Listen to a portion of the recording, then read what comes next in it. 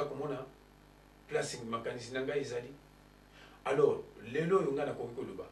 ba misusu bazali na libanda ya Afrique bayibi que chez vous prophète moko ayaki kuna un tome de Dieu moko ayaki kuna kumuna isi moki mbango mindele misusu kutu bayibi tango misusu to solola kawa bazali koloba. Mais yo moko kulumbuka kutu soki balobi oh nandimite yango wana papa Simoki Mbango tango ayaki asali makambo ya minene surtout pona biso baluposo mwendo oyo biso luposo mwendo uza komona yango wana ngana zalaka tango mususu na vwandi na tadia biso batu mwendo mawa mingi mawa batu mwendo kasi tuzalaka na elikia ndenge lubama ke na plus tard changement kokoma changement ko ya makambo ya minene oyo mutu mwendo abanda kosala mundele kuta banda kokama ya solo tozali komona yango na mike même biso tozali na puto tozali komona yango conseil na kopesa pona ba africain ezala liboso na biso moko na kuna na mboka ba congolais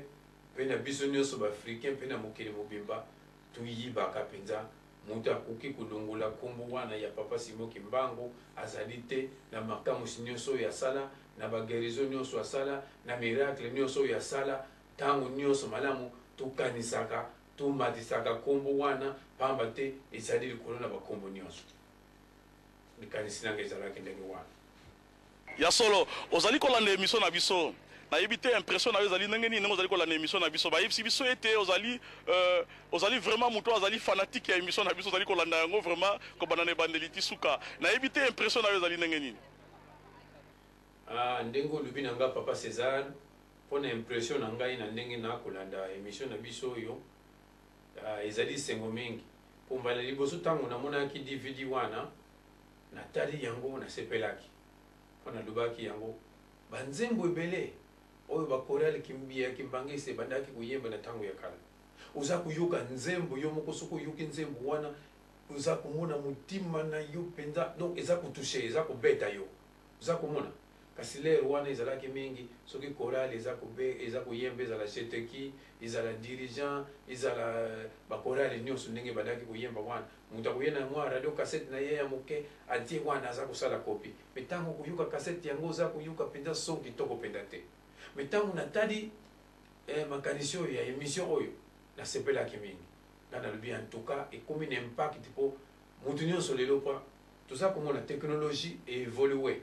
bato ebele toza komona po kala tozalaki mingi tokomona olingi otindela motu lettre okomi na papier otie na poste ntango mosusu 3 jours 4 jours motu azwi mais lelo toza komona motu aza na email abuli kaka na ordinateur papapa yo oza kuna ofunguli otali mbala moko na seconde oza komona donc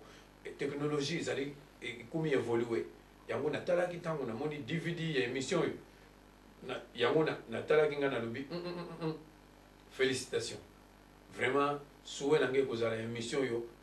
continuer na ndenge uzali kokende boye ekende penda liboso mpona yebi ezali facilité ntango nyonso oza na putu ntango mosusu oza na Kisasa ntango mosusu oza na Nkamba esengeli ovoyageaka mingi mpo bato ya putu mpe balingi bamonaka image ya mboka na image ya putu ezali facilité kasi nayebi ke na malembe meme na futur oyo ezali kosalama ekozala lisusu ya minene koleka vraiment impression na ngai mpona émission oyo nazali kosepela na yango mingi yango bavolume nyonso soki mbimi nazangaka yango te bandaki na volume 1 ti sikoyo nakomi na volume 8 sikoyo kala te tokusela 9 na 10 yango wana mpona ngai na koencourage yo mpenza nzambe apambola yo mpenza donc abatela yo vraiment na maso ozali kosala émission oyo ekende toujours liboso po ezali sengo mingi bato babandi kodécouvrir bato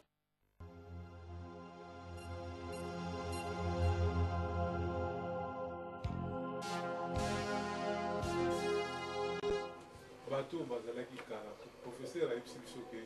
mutu moko ya abi aza soki magicien komona ye abulaka musique te abetaka miziki te balobi ke aza musicien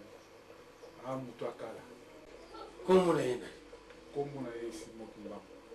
Simoki Mbango magicien mwana soki oyibi likambo te tuna oyo alobi na yo bongo ezali ndenge professeur ayebisi biso